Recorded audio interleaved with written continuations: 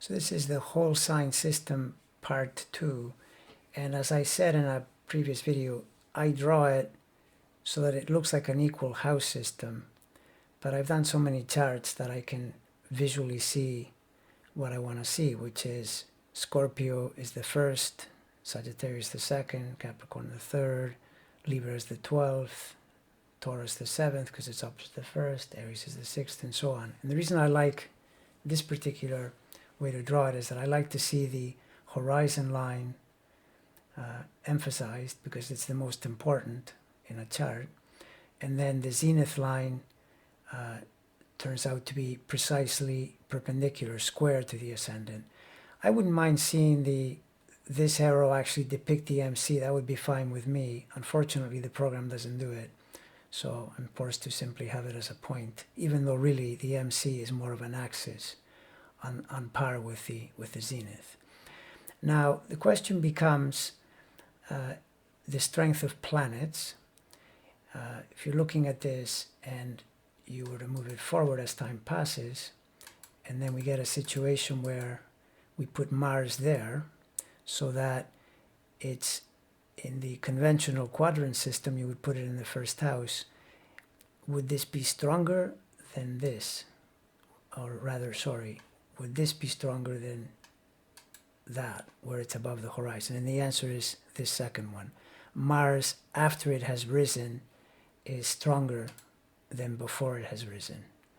Similarly, if we move forward with it as time passes, Mars on this side of the MC, so up to there, is not as strong as if you put it on the other side of the MC, like this. And in fact, it's true for the zenith as well.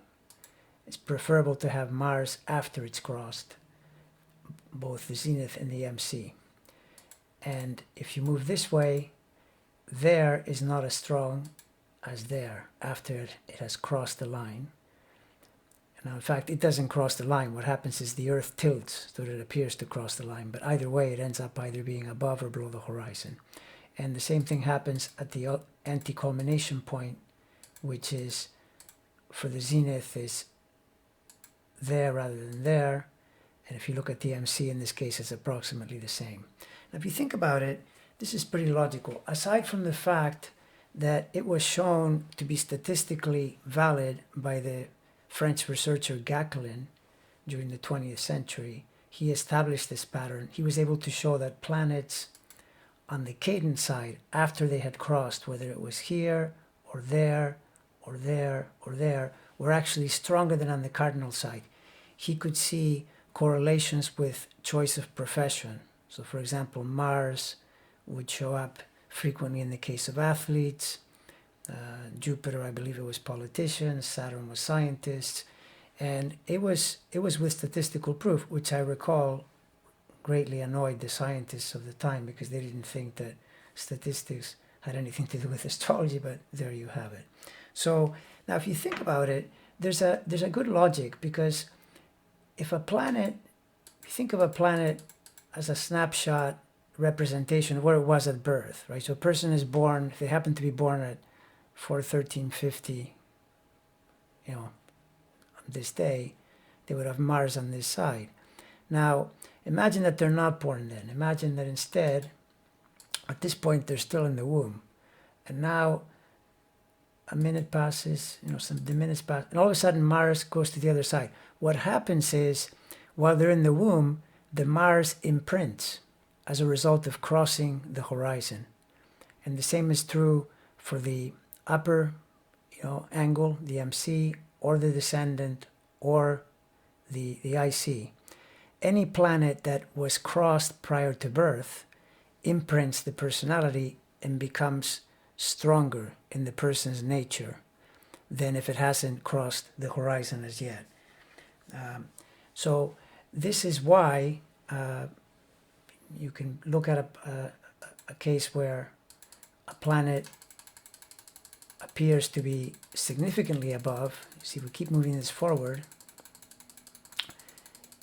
What happens there is, at that point, Jupiter hasn't risen yet. Mars now looks like it's in a quadrant system in the 12th house.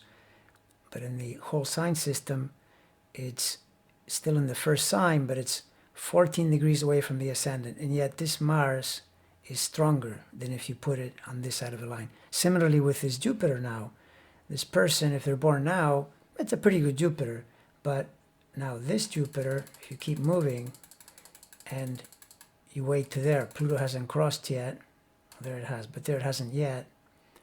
And Jupiter, 6 degrees in that case above the horizon, is a much stronger planet, a lot more part of the personality, and it's simply stronger. This is especially obvious if you do research. You notice with people that have the sun rising either there, so before it has crossed, or after it has crossed, this person has a stronger sun. The sun is projected more forcefully, more confidently, and is a much stronger asset than if you put it below the horizon.